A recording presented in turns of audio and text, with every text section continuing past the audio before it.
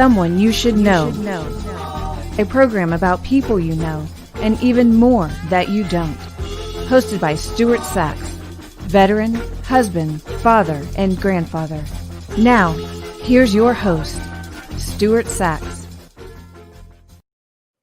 Welcome to another edition of Someone You Should Know. Hope everything is going well for everyone, and thanks a lot for tuning in and joining us.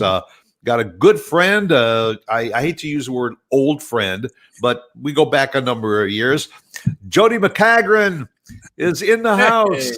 Hey, and I've got my Jody, Frisco how hat, are you, my friend? my Frisco shirt on. Yay! He's got his Texas shirt, his Frisco hat. I got my KVGI shirt. You know, we down home folk today. Absolutely. How are you, my friend? I'm doing great, man. And yes, you can call me old friend. I don't care. Just friend is the important part. I mean, right. I miss seeing you in person and, having breakfast with you and stuff, but I know, there'll be time for that in the future. So. Yeah, and I feel the same way, because one of the things that we've collaborated on over the years was the Breakfast Club that you and Lori started. Everybody getting together like on Friday mornings, and in the beginning we were there like every Friday morning, and we would have coffee and maybe some breakfast, and everybody would do it before work, and it was great. And then life got in the way, and it became like every other Friday, and then sometimes we'd have to move it to a Saturday. But you kept doing it, man. Then COVID hit, and not only did we have to postpone the Breakfast Club, but the restaurant that we were meeting at, closed down for a while. And now, little by little, it's starting to open up again. And then, I mean, just this past week, I read a couple of places that had reopened, and a month later they had to close their doors again or curtail a lot. It's really taken a toll on a lot of people and a lot of businesses.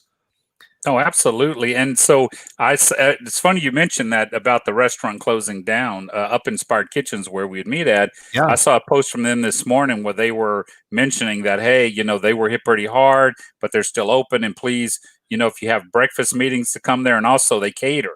So they're trying to expand a little bit of what they were doing previously to try to, I guess, make up for, being shut down for a while. And it's tough. I mean, I'd never, ever, ever would want to be in the restaurant business.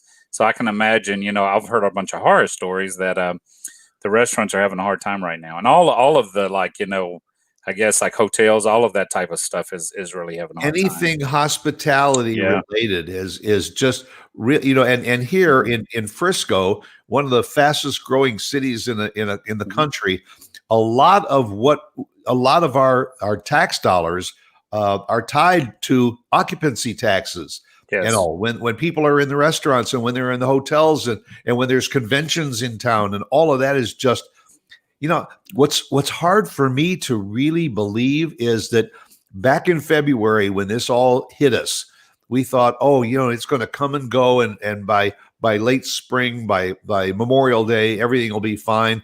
Baseball will pick up again, and we'll be good. Now here we are, looking at November, and it's up and down. It's spiking. Everything has been curtailed. I watch sports on the weekend. I know you're a sports fanatic too. Some stadiums have people in the seats. Others have placards in the seats. The baseball playoffs, and all with soundtracks of people clapping and cheering in the stands. It's like a science fiction world out there. Well, the crazy thing is that so we were on a small vacation, like a spring break vacation, when COVID kind of started, and we were at the spring training for the Rangers, and we landed. I guess it was on March 12th. We landed back here in DFW, and while we were in flight, my wife was getting messages from her company saying there's a mandatory call in the hour. You have to be on it. And as soon as we landed at Dallas Love Field, she's in the area where you get your baggage at, on the call with her upper management, and they're saying, hey, go get your stuff out of the office. We're shutting down tomorrow. So we got back on vacation just in time, and then they announced within the next hour or so that the Major League Baseball and the NBA was going to be shut down. So it was kind of crazy. But here's something that's interesting about sports too, I guess from For me, I love baseball and always go to like the Rough Riders. We've had season tickets forever. Yeah. Anyway, before I went on that trip the Friday before, I said, you know what? I'm going to buy my season tickets right now because I've got the cash. I go on vacation, I'll blow it. Bought my season tickets. A week later, I'm told they're shut down. So I have to use my season tickets next year. So anyway, hopefully I can use them next year. Well, that happened. The same thing happened to the Legends. The Legends had to cut their season short, and they said, "Don't worry about it. If you've got tickets left over, and all, you can apply them the next year." And they thought, okay, it's no big problem. Now we're facing the start of the basketball season again for this coming year, and everything's up in the air. We're not sure what's going to happen. No, absolutely, and so it's crazy. Yeah, absolutely crazy. Now I have to give you some condolences because I know that you have been a diehard Stars fan, and it was a tough season for the Stars.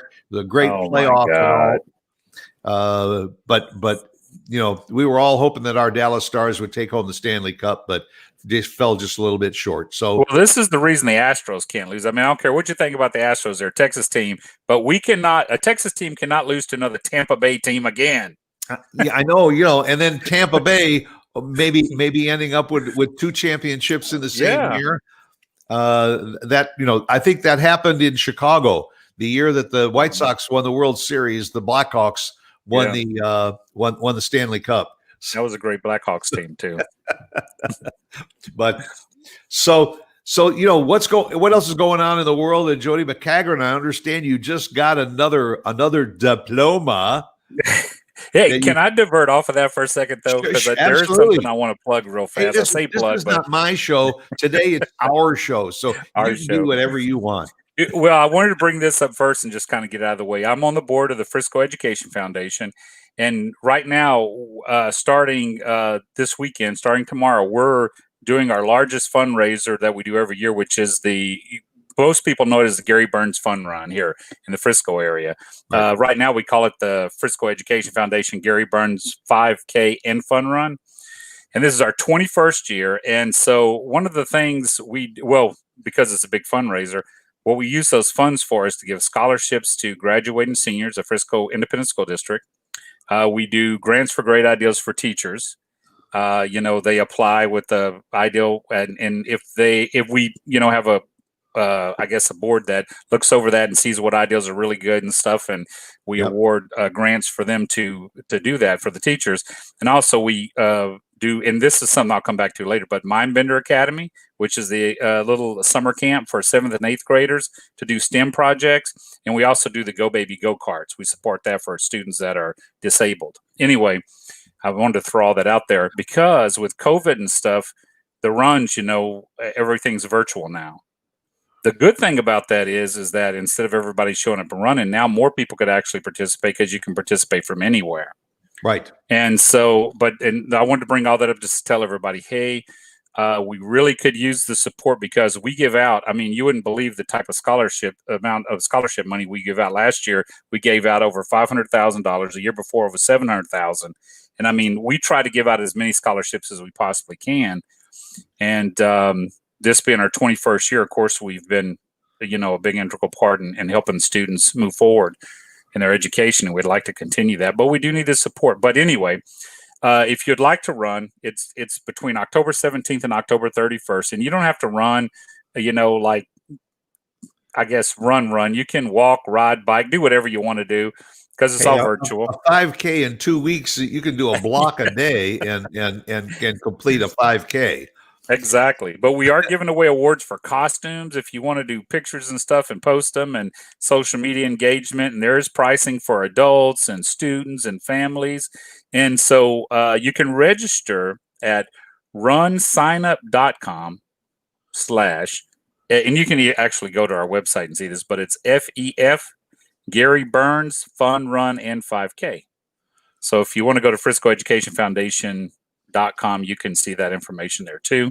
And anyway, if you do sign up, I ask that you do me a favor, so I know that you saw that on this program, is post something on social media that you signed up and put the hashtag Run for Fun Frisco. So I'll know that this is where you heard about it, if that's Run okay. for Fun Frisco. Yeah. Great. And you bring up a good point, because the upside to this is if people can get involved in this virtual 5K this year and donate for the same scholarship fund, those dollars are actually going to go a lot further this year, because there's a lot of costs involved in putting on a physical run. I know, because I was involved in it for many, many years. So you've saved that money from the expense side, which you can now add to the scholarship money available side. So it's a win-win, really. Even though you're not out there on the streets pounding the pavement, you are still going to be putting that money into the coffers to give out those scholarships. And this is the 21st year, Stuart. I'm sorry, I didn't mean to cut you off there, but no, and again, this is something that we're doing here locally in Frisco. But for those that are listening and watching this show all over the country, this is how you reinvent yourself in a time like in COVID. Is, you don't say, well, we'll just have to postpone these events. If there's a way to do it virtually so you can still raise the dollars for the purpose needed, sit down with your city fathers and come up with ideas. Watch what some of these other, because if it's virtual, you'll be able to go online and see a lot of these events and then adapt them to your own city and town to make it work for the benefit of your people. Absolutely. What we were talking about earlier is the fact that we don't have outsiders coming in for conventions right now.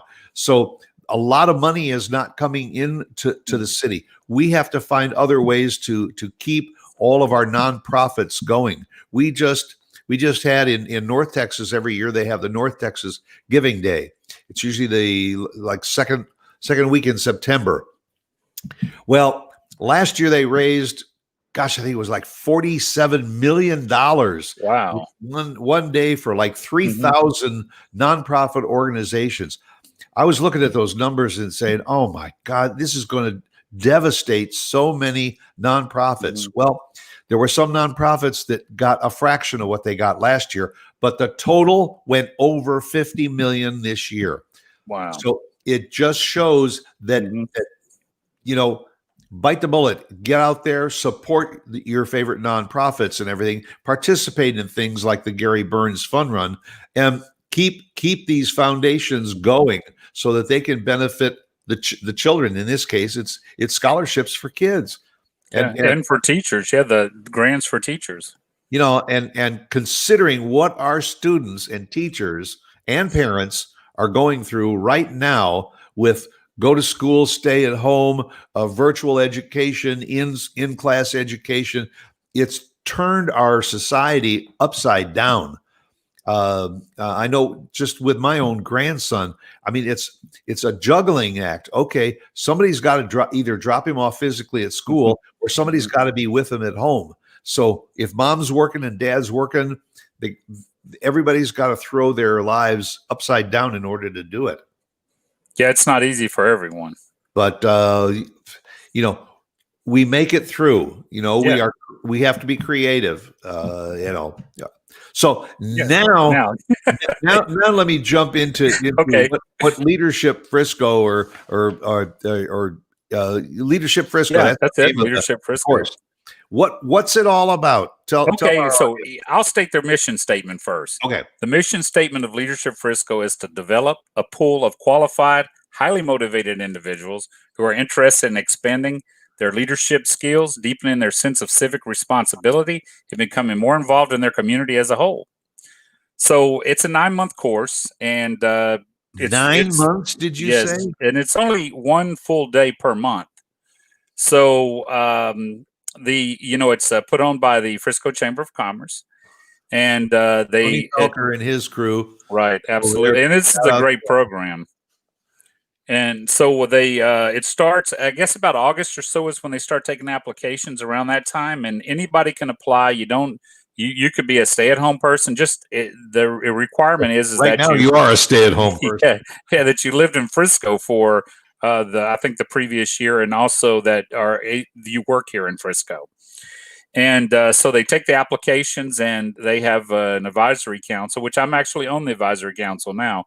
The advisory council evaluates all this. They have a meeting where they get a chance to meet all the applicants and stuff, and they narrow all of it down to 25 candidates.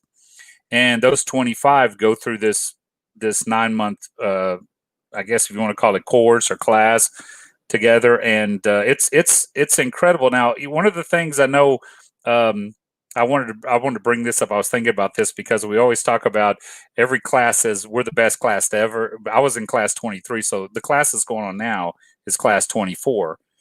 So imagine that's been around for 24 years. I want to say that really there's no best class. This is the best program possible in Frisco, I think, for people that want to really get involved. I mean, when I tell you some of the things that the classes have put together, because, we do a class project, you're going to be amazed. Some people aren't aware of some of the things you see and know in Frisco that were done by the Leadership Frisco, the whole classes or the different classes. Right. But it starts off with it's kicked off with the day, like a, what do you call it? One of the trust building day or whatever you want to call it like that. We call it it's a ropes course.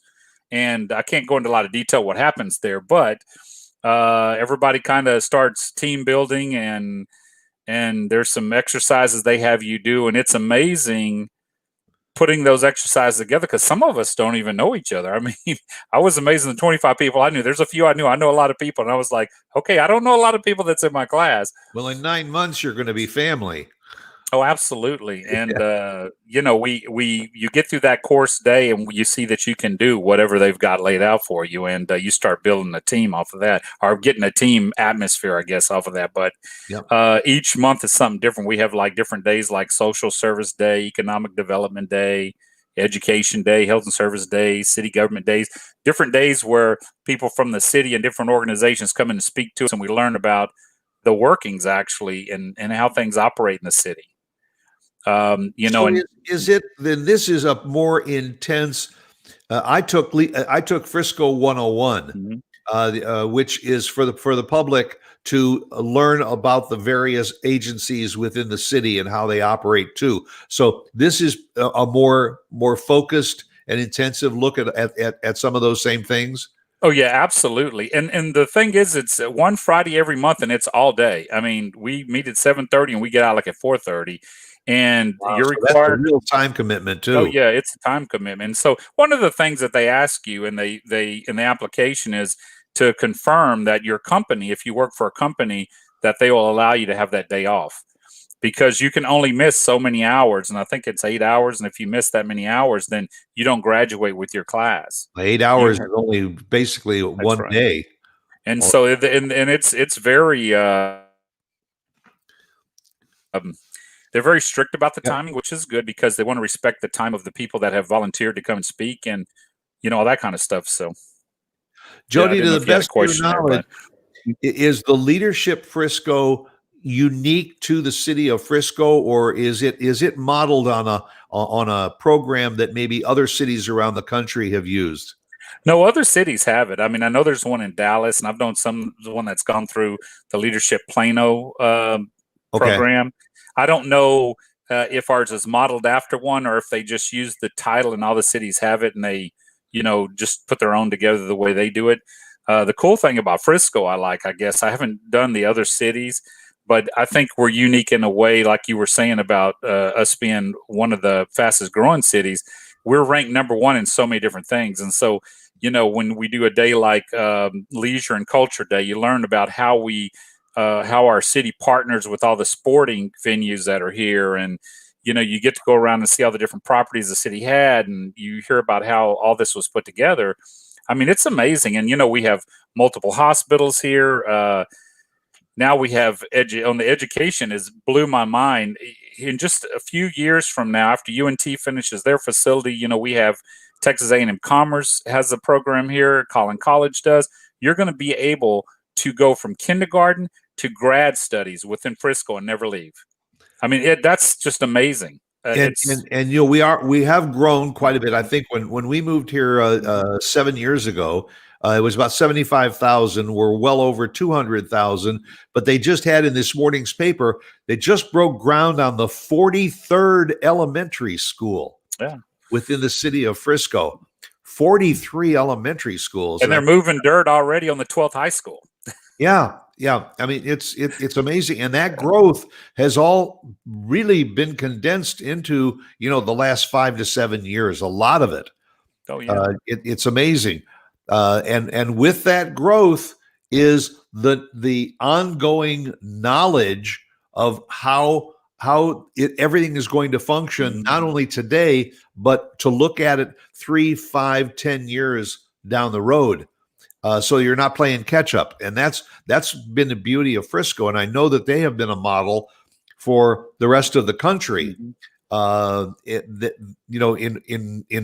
trying to find other cities that can function that way, and not only cities that are growing as fast as we are, but cities that just want to maintain that high level of control. Yeah, the one thing I like, what we've always liked about Frisco since we've been here, and it's kind of like almost cliche now, but it's true, is there's partnerships everywhere here. I mean, one of the things we do that I really like is, even though the school district doesn't have a vote, on city council, they have a seat where somebody from the school board gets to come and sit in, and they kind of work with the city. I mean, they know what the city's headed to. They know how they can do things to partner with the city. I mean, I was amazed to find out that there's a lot of cities that don't work that way. You're absolutely right. A lot of large cities as well as small towns don't have that outreach part of a program in place. And all, it's like we just govern and you do as we govern. But when you outreach and get the dialogue going in both directions, it benefits everybody. Yeah, because what is the saying that all boats rise with the tide? So I didn't. That's not my saying. It came from somewhere. But right. But yeah, no. When you learn different things, like it's easy to listen, especially during our political season here locally, when you have people running for different offices and people say, well, and I'll just throw this out there. Well, I don't like the fact that the Cowboys are here, and somebody's like, they spent money on this, or the city should have did this, or school district should have. When you get the background of all this stuff and you listen and you hear really what happens, you're amazed, and then you're thinking to yourself, wow, this actually was a great deal. This was amazing. This was put together this way. It's our city's going to benefit our from taxes and stuff like that. Once again, we're talking about venues here, but also it makes our city look better. It makes things more, I guess, advantageous for people to move here and bring other businesses like that here. But also the school district benefits because they get to use those facilities. I mean, there's a lot of pluses and win-win everywhere on this stuff. Yeah, that was one of the things that I've always been a proponent of, that City Hall 101. You move here, and Lord knows we've had 100,000 people have moved here within the last half decade, but you get that tax bill and you go, oh my God, look at those taxes. What do they spend all the money on? Boy, you take that class of City Hall 101, and when you go out, you visit the physical plants, you visit the park and recs department, you visit the CDC and the Economic Development Council, you visit the fire department, the police department, the city council. All of a sudden, you realize not only do we see where the money goes, but we see how it is so well spent. Right.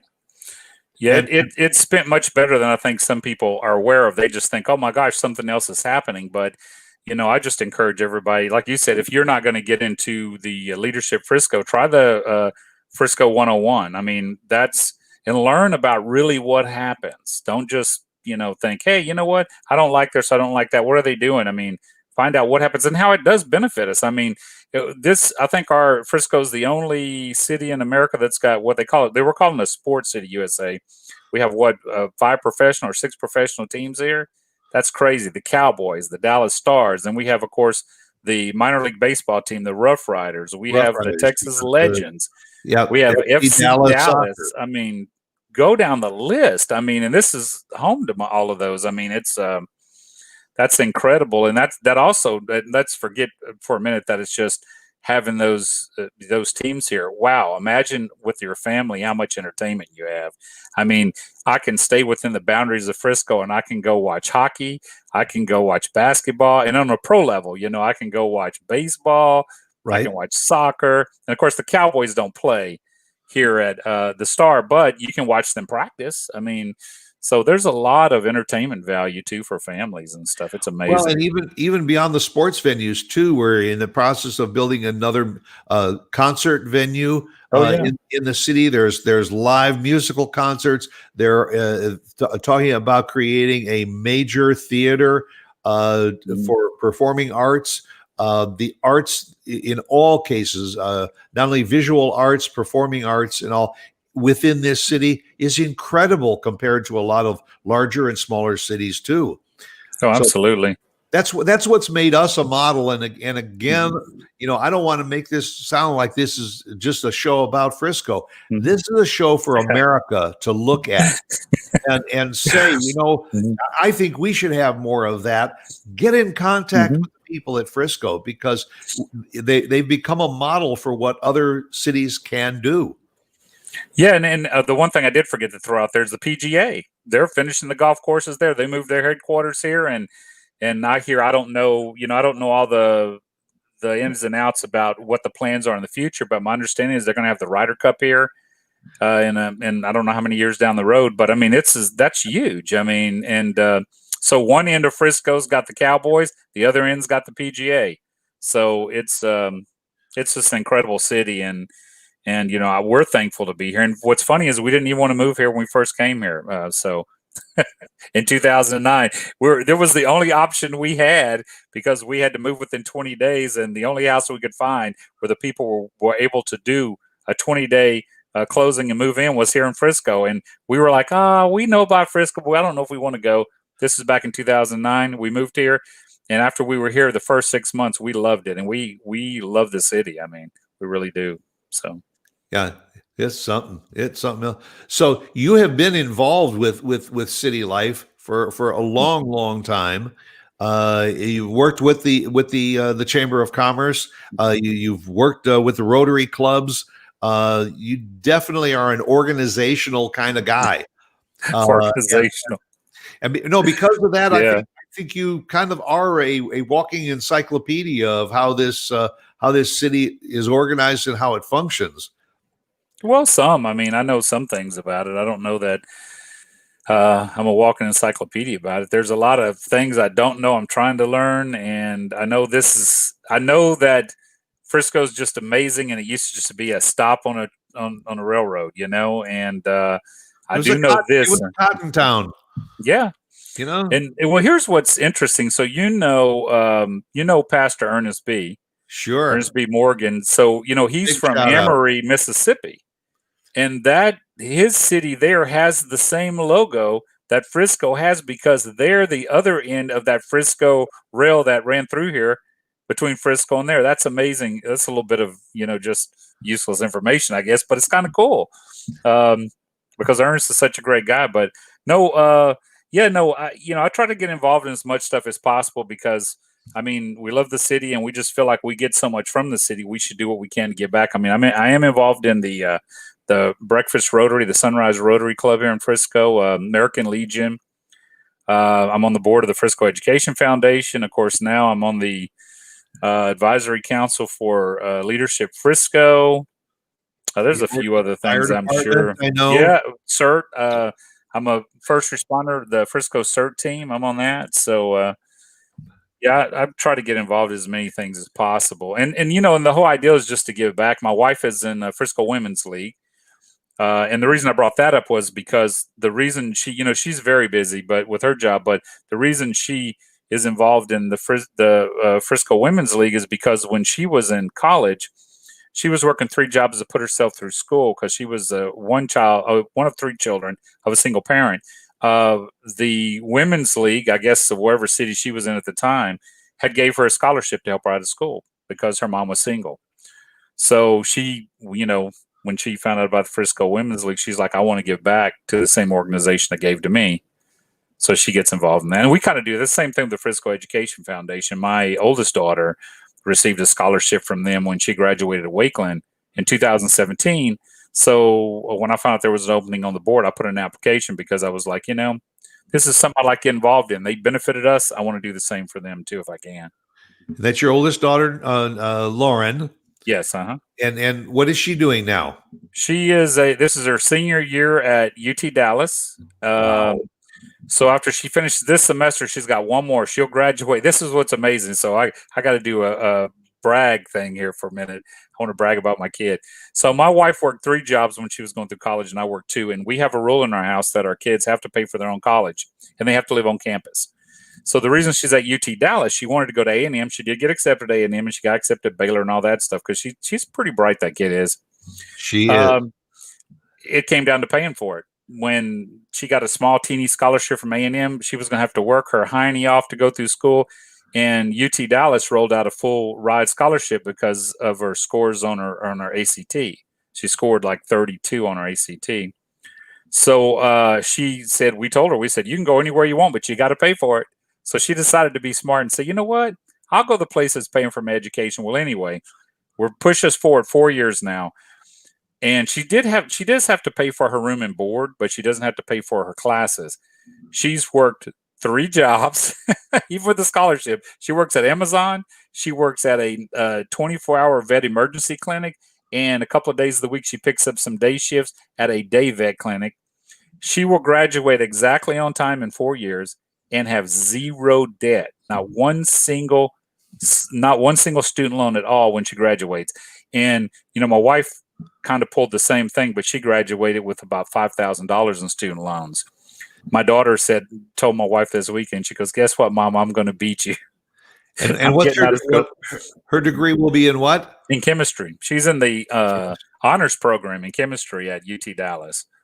Not too shabby. No, she's pretty smart. She wants to be a vet. So now when she leaves UT Dallas, if she wants to go to A&M or wherever, she can go. I mean, she could have went the first time, but she just had to figure out how to pay for it. And no, we're not mean parents. We just want our kids to experience and life a little bit. My youngest one, she's 13. I don't know what we're going to do with her because she's like already trying to angle. She says, I'm going to start saving money, but I'm like, you better get a scholarship playing sports or something because you may not have money for school. Yeah.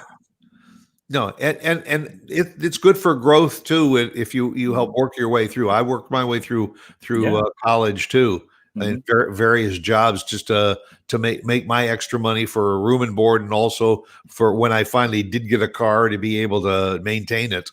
Yeah.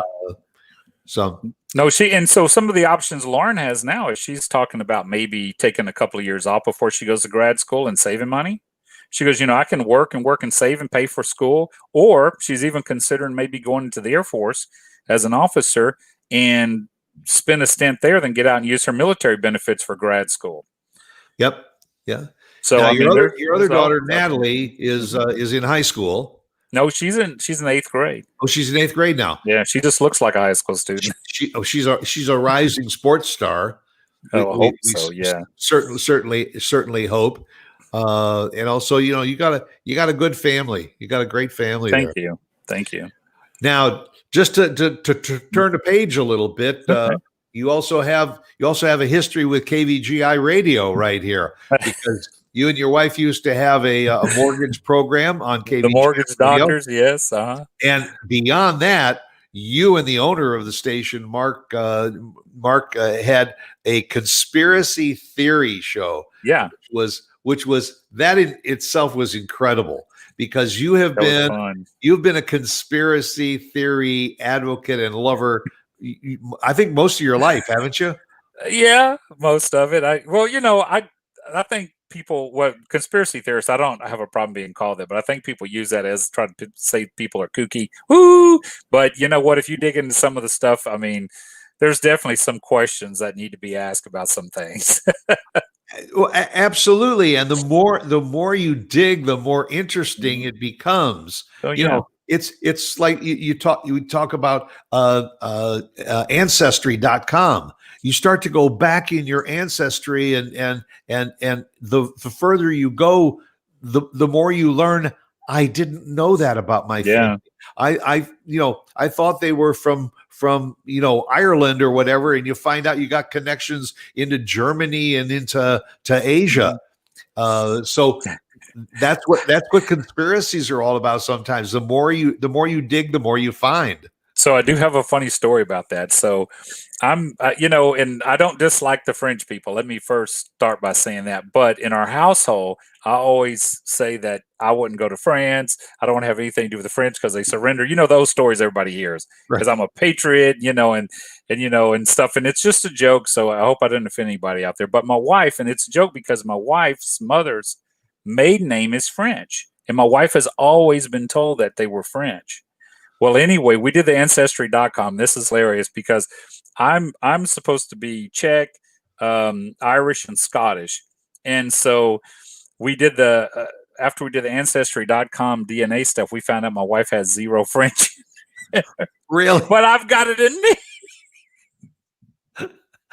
So naturally, the kids in here, they're like, "Oh, Dad, so you've been talking all that smack about the French, and now it turns out that I guess somebody in her family, in her ancestry, married somebody in French Canada, and they got the last name, so they wind up, but they always thought they were from France, and they weren't. And so here it is. I'm the one that's talking all the smack that and my kids are like, "Yeah, you deserve that, Dad, because you shouldn't be talking the smack about the French." That's right, because you should talk that way because you are one, and then you realize, no, I'm not one. So I was working on my French. There we go. That's the only thing I can say. And so, anyway, I eat French fries. Yeah, me too. If I stood up and showed you my gut, you would know I eat a lot of French fries. Yeah, both of us. That's crazy. So when you're working with all these organizations, both profit and nonprofit organizations, I know you also work with a lot with fundraising, and helping a lot of organizations with fundraising. When you got a little bit of free time, Jody, what do you like to do? Good question. First, you got to find the free time. Well, I always love to go watch my daughter play softball, and we're hands-off parents. We don't push and do all that kind of stuff. She just loves the game. We love the game. We like watching it. What I really like to do is build models, but I haven't had a lot of time to do that. I've got a whole model builders will understand this. I have a stash. So that's usually a bunch of unopened models, to be buying. I probably have over 100 models that are still in the box that never been opened that I need to build.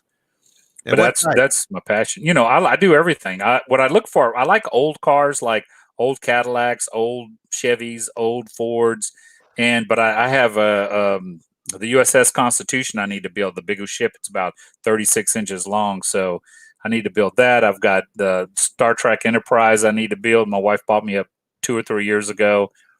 I've got some fighter jets I need to build, and so I've got a lot of stuff I need to really get busy on, but that's what I really like to do.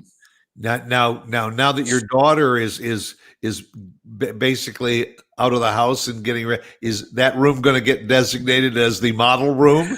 The room next to hers that's the one I'm in right now. So I have a hobby room here, but everything's stacked in boxes, and I collect toys too. So here's some cars. I collect die-cast cars and stuff, and I've collected G.I. Joes, the 12-inch G.I. Joes, and I haven't collected toys in a long time. So I started, since I've left the chamber, I've started an Amazon business, and I've sold some of my collection, my toys, because they're still brand new in the boxes. I'm selling other stuff too, books and stuff like that, and there's a few products I sell. But and that's really, I put that together actually for the kids to do something so they could save for school and work from home. But it turns out, my oldest daughter's got her own job. My youngest one hasn't put much time in it because she's busy. Her week is like school, and then she has 2 days she does batting practice, 2 days she does physical therapy, 2 days she does softball practice, and then she has one of those days where she also fits in a voice lesson because she sings. So now, is her softball season still active, or have they wound down already for this season? No, it's still active. We have a tournament this weekend. It's actually part of it's going to be here in Frisco. It's the Pink Out for National Breast Cancer Month, and she's been in that tournament multiple times. In fact, what's funny is that one of her most amazing plays ever, when she was in playing 10U softball, she hit a walk-off grand slam and won a game to win that championship for the Pink Out. And then a few years later, she was on a different team, and they wind up winning it. And it was in Allen that time, and we're playing now on a different team, and we're going to play this weekend. So I don't know what she'll do this weekend. I mean, she's still coming back from being down for 11 months, and right. She's getting better and better and getting more playing time every single week. Now her batting is getting better, and that's really what her specialty is. She's a power hitter and an incredible hitter too. As a matter of fact, my wife and I didn't really play sports. My wife swam a little bit. I played a little football in middle school, but the kid has a gift to hit. We were working with her batting coach. I guess it's been about 2 or 3 weeks ago, and they put her on this thing called Hit Tracks, where they video her from all angles and they check out the exit velocity and how far it goes. And in a 30-minute session, she hit, and this is in Minute Maid Park, and because they have it set up where, even though you're not in the park, it can rate everything from there. She had 8 home runs. The farthest one was 249 feet. And she was hitting with the exit velocity about 78 miles an hour, which is pretty good for a 13-year-old. That's amazing for a 13-year-old, actually. But you mentioned that she's playing this weekend. If people want to go and catch a softball game, is this open to the public with social distancing? Yeah, we start at Shawnee Trail, and then it's going to be at Shawnee Trail and at Warren Sports Complex. Yeah. So for those watching, you want to get outside. Yeah. It's going to be a great weekend weather-wise. You might want to just get out there and enjoy a little bit of softball. Oh, it'll be amazing. Yeah. And so I like going and just watching her play. I mean, she loves the sport, so it makes it enjoyable. And like I said, we're not the parents that are hollering at her through the, dugout, and we're not the ones that baby her. I mean, she carries her own bag. She does her own talking with the coach. We just sit and watch as spectators, and so we enjoy it a lot. Oh, I'm sure you don't just sit there and watch as spectators. You're probably up. We scream, yelling and screaming. Yeah, we'll scream, and since her nickname's Noodle, and everybody knows her as that, we'll sometimes take pool noodles and bang them together and go, "Let's go, Noodle!" Clink, clink, clink, clink, clink, let's go, Noodle! Yeah. Amazing. Well, I also know that you are a veteran, and I thank you for your service. Thank you were for your Air Force, weren't you? Air Force and Army. I did 2 years in the Army and 5 in the Air Force. Very good. And what duty stations have you had that were? Well, remember Carswell Air Force Base? Oh yeah, I was at Carswell. I was at Tyndall Air Force Base, Shepherd Air Force Base, Fort Jackson. There was a few places there, yeah. And then Ellington Air Force Base in Houston. Now, in Ellington is interesting. I was there as Army and there as Air Force, because Ellington used to be an active Air Force base, and I started there in the Army, and I was in the helicopter unit. All my background's aircraft, and I left that unit, went to the Air Force, and was in an aircraft maintenance unit there in the Air Force on the same base. Yeah. Now I don't remember the name of the air base, but I was stationed at Fort Bliss for a while, and Fort Bliss was also an Army and an Air Force compound too at the same time. Well, and because of your service and everything, you've been active in military organizations here in the city also, and been a part of that. So, I mean, are there any organizations in and around the Frisco area that you are not a member of or involved in? Probably. It's hard to say. I mean, yeah, because we try to participate in the arts, and we try to participate in Frisco Fast Packs. I mean, and some of that we're not on boards or anything, but we try to donate and help out. And Melody of Hope, that's another one that's real good. My wife just did a big thing with them where I think she was a sponsor for something with them for what you're talking about, North Texas Giving Day.